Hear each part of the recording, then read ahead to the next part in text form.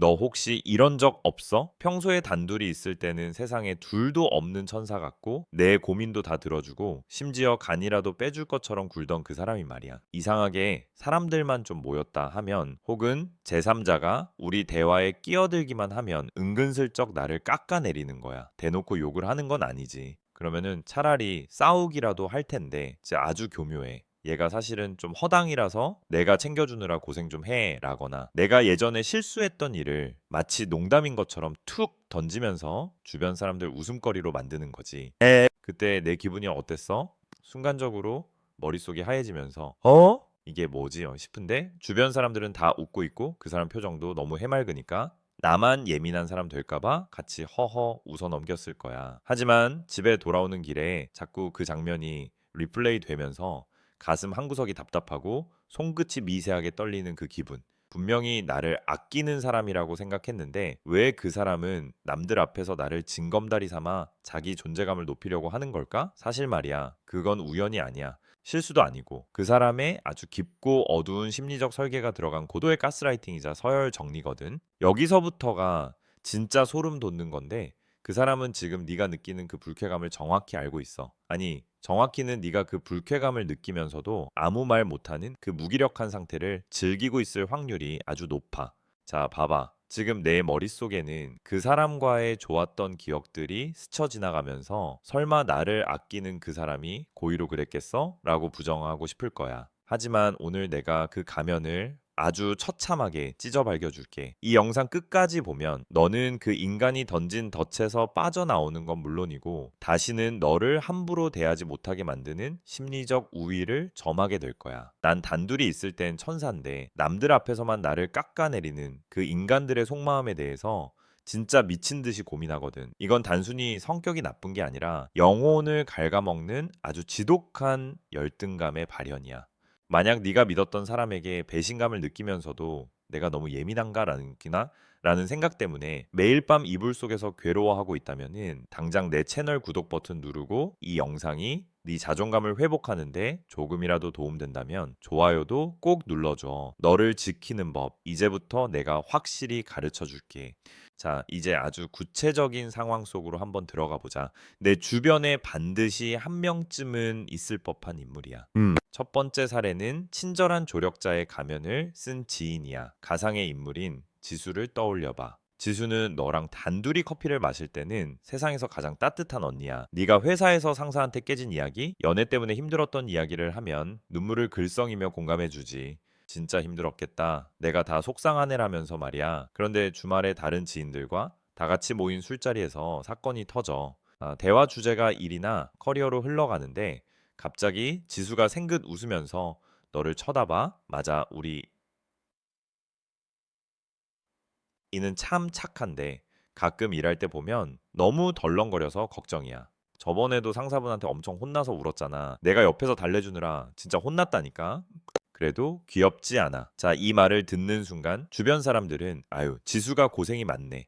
이는 지수 같은 언니 둬서 좋겠다라며 지수를 치켜 세워 그 순간 네 표정은 어떻게 변했을까?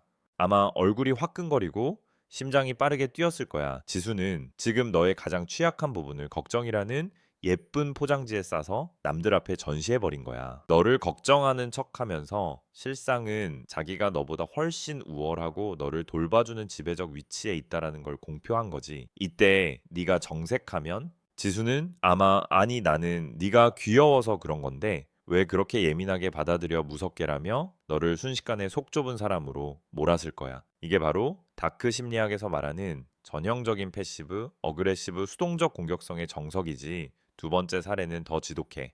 바로 연인이나 아주 가까운 단짝 친구 사이에서 일어나는 일이야. 이 사람은 단둘이 있을 때는 네가 세상의 중심인 것처럼 굴어 너 없으면 죽을 것 같다고 말하고 너의 모든 비밀을 공유하지. 그런데 친구들이나 부모님 앞에서는 묘하게 너를 무시하는 태도를 보여. 예를 들어 네가 새로 산 옷을 입고 나갔을 때 단둘이 있을 땐 너무 잘 어울린다고 했던 사람이 친구들 앞에서는 얘가 옷 욕심은 많은데 좀 많은데 센스가 좀 특이해 그치? 저번에도 이상한 거 사서 내가 환불하라고 난리 쳤잖아라고 말하는 식이야.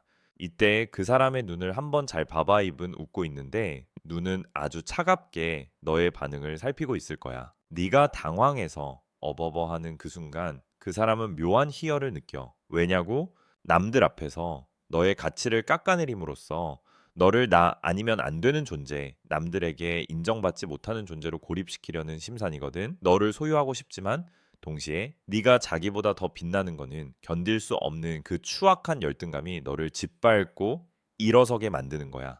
공기가 차갑게 가라앉고 주변 사람들의 시선이 너를 모자란 사람 보듯 느껴지는 그 위화감, 그게 바로 그 사람이 노린 결과물이야. 너는 지금 사랑이나 우정이라는 이름의 감옥에 갇혀서 서서히 자아를 잠식당하고 있는 거라고. 이래도 그 사람이 실수한 것 같아? 아니, 그 사람은 지금 아주 정교하게 너의 자존감을 도려내고 있는 중이야. 자, 이제 그 추악한 가면 뒤에 숨겨진 진짜 심리학적 원리를 파헤쳐 볼 시간이야.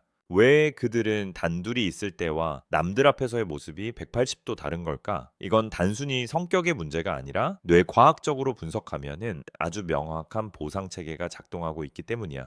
우리 뇌에는 보상 회로라는 게 있어. 보통은 타인과 협력하거나 칭찬을 받을 때 도파민이 분출되지만 열등감이 극에 달한 사람들은 상대적 우월감을 느낄 때 도파민 샤워를 해.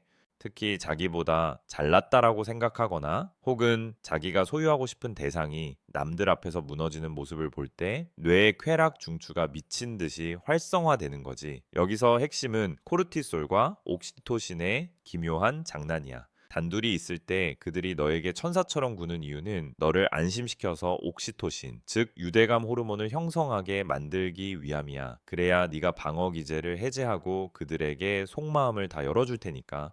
일종의 사육 과정이라고 보면 돼. 하지만 남들 앞에 서는 순간 그들의 뇌는 생존 모드로 전환돼.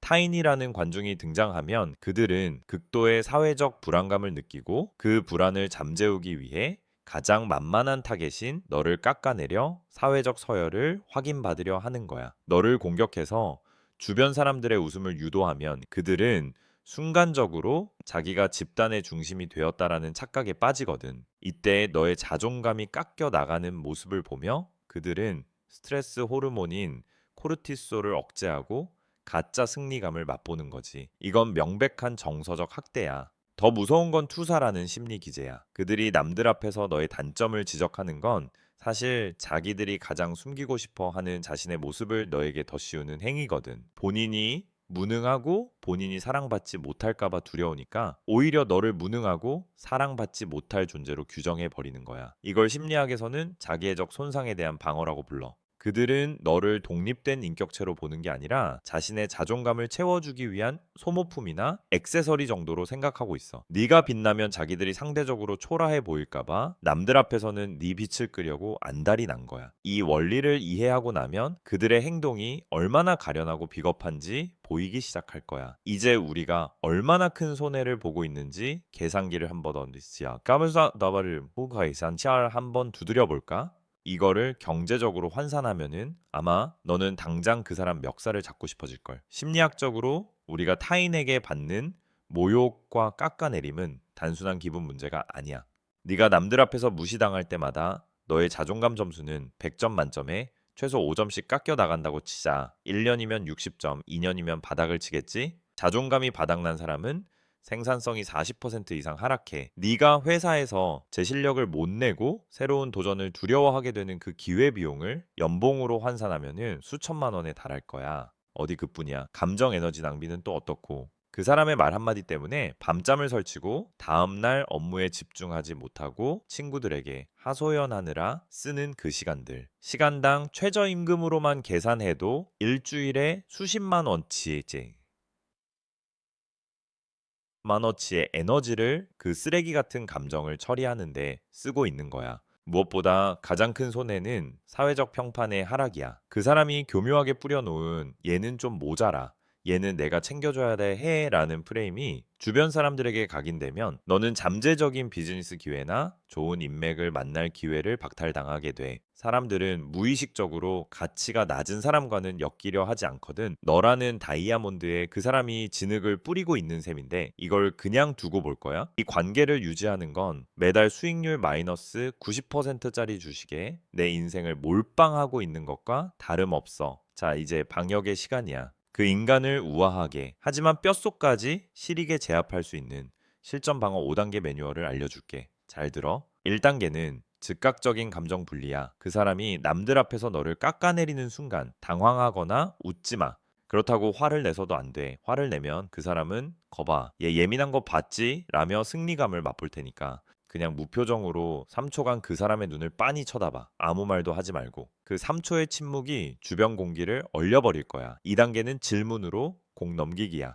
그 사람이 무례한 농담을 던졌을 때 아주 차분하고 건조한 말투로 물어봐. 방금 그 말은 무슨 의도로 한 거야? 혹은 그게 지금 이 상황에서 왜 웃긴 포인트인지 설명해 줄 수 있어? 라고 논리적인 설명을 요구하는 순간 무례함은 갈 곳을 잃어버려. 횡설수설하는 건 이제 네가 아니라 그 사람이 될 거야. 3단계는 프레임 역전이야. 그 사람이 너를 챙겨주는 척 무시한다면 이렇게 받아쳐. 언니가 나를 정말 아끼나 봐. 근데 이런 얘기는 우리끼리 있을 때 해도 충분할 텐데 굳이 사람들 앞에서 하는 이유가 뭐야? 내가 좀 민망해지네. 여기서 포인트는 민망하다는 감정을 명확히 전달하면서도 상대의 의도가 불순하다라는 걸 은밀히 암시하는 거지. 4단계는 사회적 증거 확보야. 그 자리에 있던 다른 사람들에게 슬쩍 동의를 구해봐. 여러분도 이게 웃기다고 생각하세요? 지지, 전 잘 모르겠어서요. 주변 사람들이 당황하며 고개를 저으면은 그 사람은 순식간에 분위기 파악 못하는 이상한 사람이 돼. 마지막 5단계는 철저한 거리두기와 보상 철회야. 그 상황이 끝나고 단둘이 있을 때 예전처럼 살갑게 대하지 마. 그 사람이 왜 그래? 아까 화났어? 라고 물으면 차갑게 대답해. 남들 앞에서 나를 존중하지 않는 사람이랑은 깊은 대화를 할 에너지가 없어. 그리고 그 사람이 주던 정서적 보상을 끊어버려. 너라는 좋은 청중을 잃는 것 자체가 그들에게는 가장 큰 형벌이거든. 이제 정리할게. 이 영상을 여기까지 본 너는 이제 그 인간의 머리 위에 서 있어. 그동안 네가 당했던 건 네가 모자라서가 아니라 네가 너무 선하고 그 사람이 너무나 나약했기 때문이야. 강한 사람은 남을 깎아내려 자신을 높이지 않아. 오직 발밑이 불안한 열등감 덩어리들만이 타인을 밟고 올라서려 하지. 기억해. 너는 누구의 징검다리도 아니고 누군가의 자존감을 채워주기 위한 소모품도 아니야. 너는 그 자체로 빛나는 존재고 너를 존중하지 않는 사람에게는 단 1g의 친절도 베풀 가치가 없어. 없어. 오늘부터는 그 사람의 공격에 상처받는 대신 아, 저 인간 또 열등감이 도졌구나. 불쌍하다라고 생각하며 비웃어줘. 네가 흔들리지 않는 순간 그 인간의 권력은 신기루처럼 사라질 거야. 너는 이제 네 인생의 주도권을 완전히 되찾았어. 너를 깎아내리는 그 손길을 과감히 쳐내고 너의 가치를 알아주는 진짜 사람들의 숲으로 걸어가. 내가 항상 네 뒤에서 응원하고 있을게. 오늘 영상이 내 마음의 갑옷이 되었길 바라. 혹시 너의 주변에 이 대본 속 인물과 똑 닮은 사람이 있다면 댓글로 그 특징을 공유해줘. 우리가 함께 분석하고 같이 싸워줄게. 다음 영상에서는 더 독하고 치밀한 다크 심리학으로 돌아올 테니까 기대해도 좋아. 너는 충분히 소중한 사람이야. 잊지 마.